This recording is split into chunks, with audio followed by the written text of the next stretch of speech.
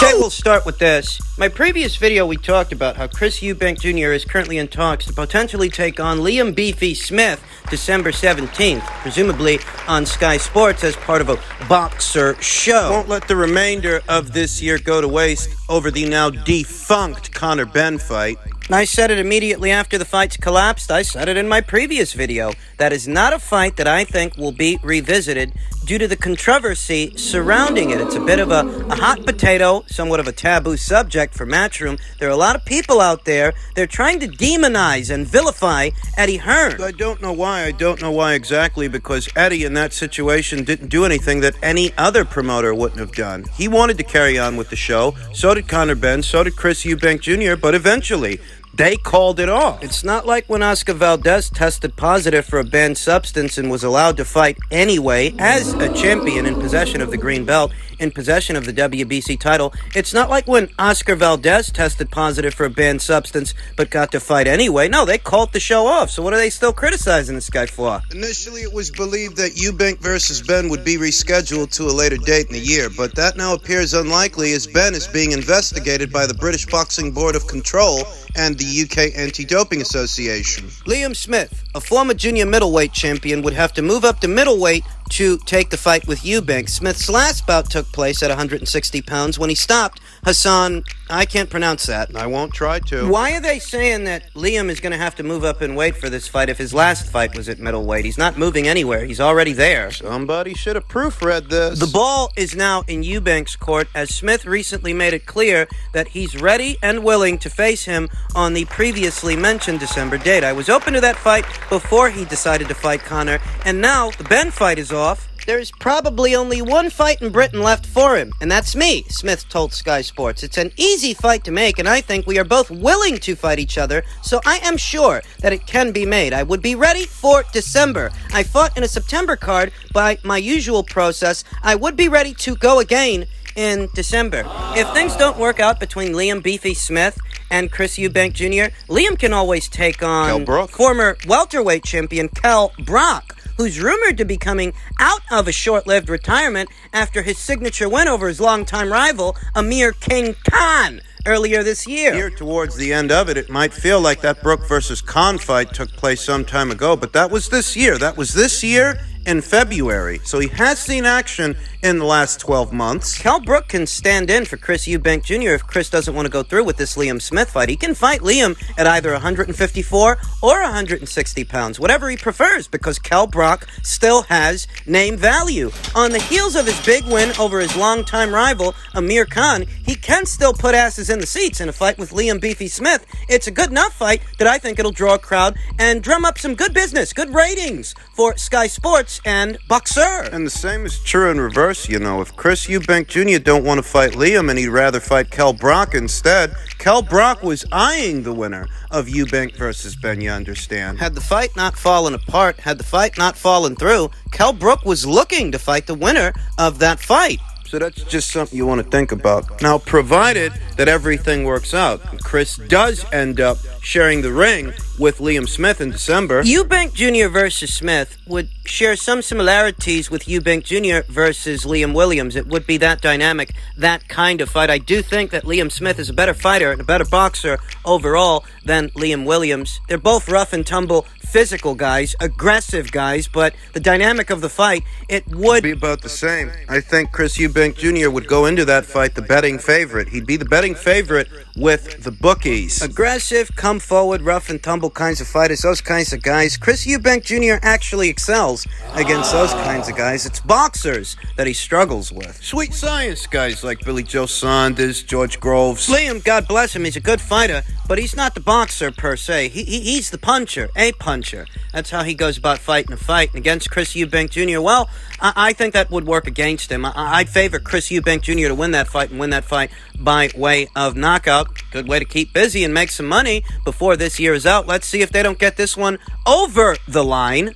In men's super lightweight news, reigning Ring Magazine lineal NWBO super lightweight champion Josh Taylor vows to turn his back on biased media after knocking Catterrall out. And I think he can. I think he will. I think Jack Catterrall, he got lucky. That's what I think. You happen to catch Josh Taylor in the right place at the right time. When I win this fight and all the so-called top boxing pundits, the outlets, want to be your friend again, they can all get to France as far as I'm concerned. Taylor told the Edinburgh Evening News. They showed who they wanted to win the fight with all of their bias. After the fight, it was all Jack this and Jack that, but I'm still the champion, and I've heard nothing from anyone. And the stuff they have written about me, they've really shown their true colors. It wasn't that when I became the first Briton in the modern era to become an undisputed world champion, they didn't want to know. It's a grudge match. It's become personal with the things that have been said since. Since the fight, like Jack moaning about corruption. All this shit, there's a bit of needle there, so I'm going to get in the ring and knock him out. This time, it appears that Josh Taylor's treatment post-fight, a decision that many people, myself included, a decision he was awarded that perhaps he didn't deserve. The criticism he received afterwards has lit a fire under his ass, and I don't think that bodes well for Jack Catterrall. I don't think it bodes well for him at all. I think that Jack Catterrall and his performance over Josh Taylor is semblant to what we saw. You know what it reminds me of? It reminds me of George Kambosos versus Teofimo Lopez, too. You happened to catch that guy at the right time. That's what you did. And if there had been a second fight, if there had been a rematch, I would have picked Teofimo Lopez to beat George Kambosos comfortably. The same applies here. I said it before, and I'll say it again. What a lot of people aren't making light of is that Josh Taylor, he might have had an off night because he was coming off an injury. It's not an excuse. It's not an excuse, you understand, but I have to wrap my mind around why the guy who beat O'Hara Davies and Ryan Martin, Victor Postol and Regis Prograrius, Ivan Baranchik. I have to wrap my mind around why that guy went in there with Jack Catterrall and didn't seem himself. And the way I look at it, Jack Catterrall just caught him at the right time. He was coming off an injury. It's not an excuse, but it is an explanation. Josh Taylor has been the most dominant force at super lightweight in recent memory, in recent years. And I'm not one of these guys that thinks you got to throw the whole fighter away after one off night. To prepare for the rematch, Taylor has parted ways with head trainer Ben Davison and hired Joe McNally, who works with Liam Smith, among others. I just felt like I needed a change, so there was no fallout or anything like that with Ben, Taylor explained. We're still good friends, but I needed to do what's best for my career. I learned a lot from Ben, and I am grateful for the time that we had. The time he's about to have sharing the ring with Jack Catterall, the time he's about to have, he's going to have a hell of a time doing that. I don't care how you scored the first fight. I don't care if Jack Catterall deserved the decision or not, because that's besides the point. We're talking about the rematch now and what's going to happen. We're talking about the second fight set to go down early next year. It appears that the people over there at Sky Sports and Boxer, they want to build this as a pay-per-view, a box office fight. Commercially, I don't know how well that's going to do because Josh Taylor, he's nobody's sweetheart. Jack Catterall... Listen, I scored the fucking fight for Jack Catterall, but I'm telling you, that's got absolutely nothing to do with what's going to happen in the second fight. That has absolutely nothing to do with how the rematch will play out. The rematch that's set to go down in early February on the 4th. Looks like it's going to go down in Josh Taylor's neck of the woods. They're going to the OVO Hydro Arena in Glasgow. I would have thought that they would have done the second fight at a more neutral location, you know, somewhere where Josh don't have home field advantage like he did the first time out. I don't really think it matters because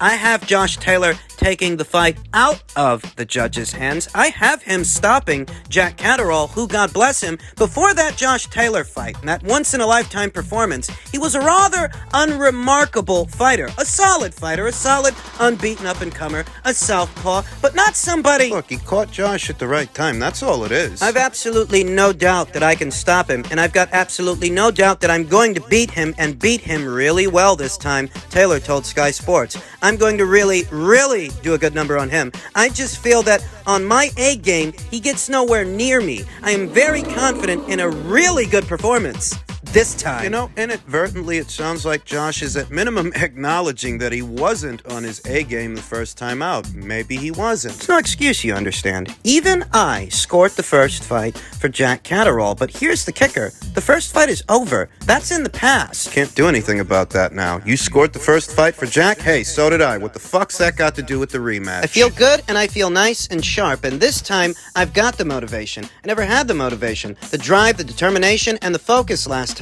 I prepared miserably, and it told in the performance. So this time around, there's none of that. There's no lack of motivation or lack of focus. It's completely dialed in. So I'm looking forward to getting into it. And I believe him. He didn't have anything to prove the first time out, but now he does. It's kind of like the first Charlo and Castaño fight, where a lot of people felt Castaño deserved the nod, and he didn't get it. They felt that Charlo got lucky. Hey, maybe he did, but I told you he was going to knock Castaño out in the rematch. I told you he's going to knock him out in the second fight, and I'm telling you here and now, Josh Taylor's going to knock this guy out. That's what he's going to do. He didn't have the motivation to do it before, you understand. He didn't have anything to prove, but now he does. He's all riled up. You know what I'm expecting? A performance akin to the performance he put on against Jose Ramirez in Jose Ramirez's home turf. He knew because he was fighting abroad, he had something to prove. Here, ahead of this rematch, he knows he's got to put a stamp on it. He knows once again.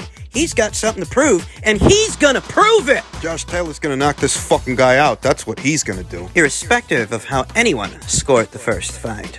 Finally, upstairs in men's welterweight news, Terence Crawford said Spence is about to fight a guy, Keith Thurman. He promised he'd never fight. More than once. The last 12 months or so, Errol has been adamant he's not going to give Keith the time of day. More recently, that leaked audio conversation we talked about here on the channel between Errol Spence Jr. and Stefan Espinoza. He said it there again. He's not fighting Keith Thurman if he ends up fighting him. So much for all that I'm my own boss crap. When you look at it, Crawford said, a lot of people say, oh well, he didn't try to fight Boots Ennis, or why didn't he fight Ortiz? Well, them names never came up. I would have fought them names in a heartbeat. Come on, man. I'm the best fighter in the world. Who do you think I am? Who do you think I am? I'm the best fighter in the world. I've always fought my mandatories. I never ducked my mandatories. But, you know, and still I hear through the grapevine, Spence is about to fight a guy that he promised and he swore that he wasn't going to fight, which is Keith Thurman. Now, I don't know how true that is, but that's what's floating around. So,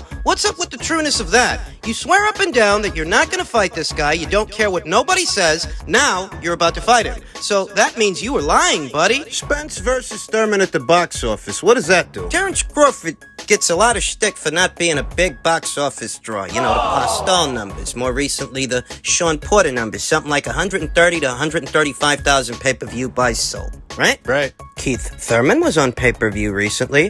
What did his pay-per-view earlier this year with Mario Barrios sell? What did that do? Did it do as good as Crawford versus Porter did at the box office? Crawford versus Porter is estimated to have sold between 130,000 and 135,000 pay-per-view buys, whereas Keith Thurman... The only numbers out there in association with Keith Thurman's box office fight against Mario Barrios earlier this year, the only figure out there is a figure that estimates it only brought in 39,000 buys. 39,000!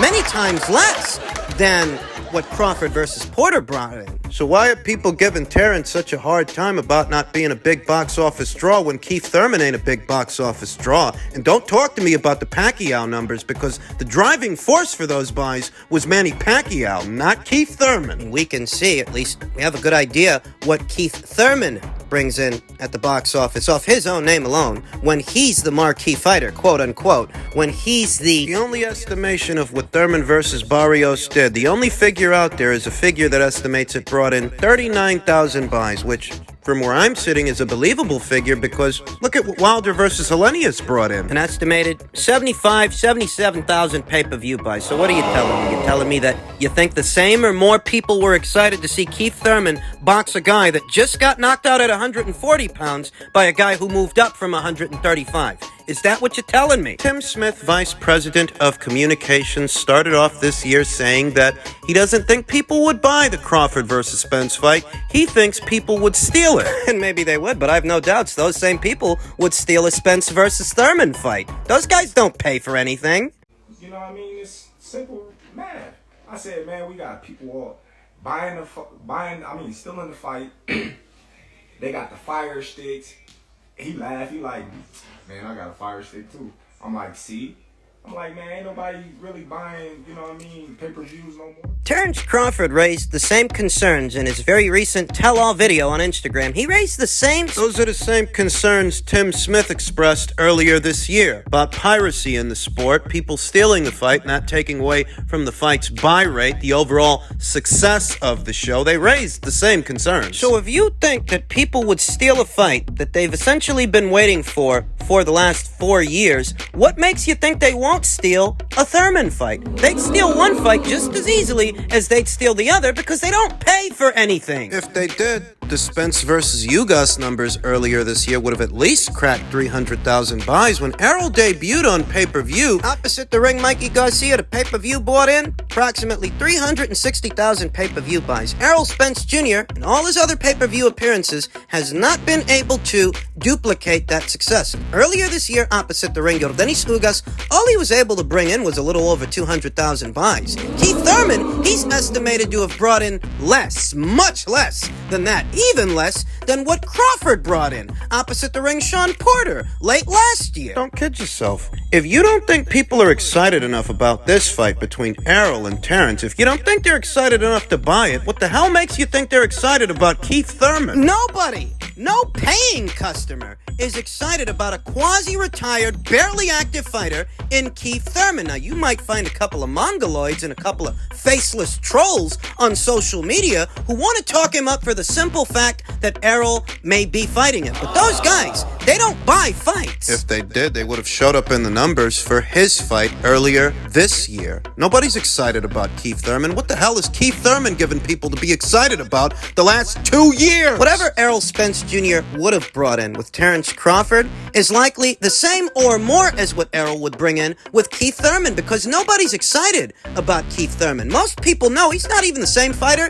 that he used to be. Whatever he was or whatever he was gonna do in the sport, he must have done it already. Elite level welterweights do not go 12 rounds with Mario Barrios. No elite level welterweight goes the distance and waltzes around the ring with that guy for 12 rounds. Not no elite level fighter. If it were Terrence Crawford that went the distance with that same Mario Barrios that just got knocked out by Gervonta Davis at 140, if it were Terrence that went 12 rounds with that guy, what would people say? So go ahead, make the fight. Substitute Crawford with Thurman and see who buys it. God knows you've been serving up alternative plates for the last 4 years.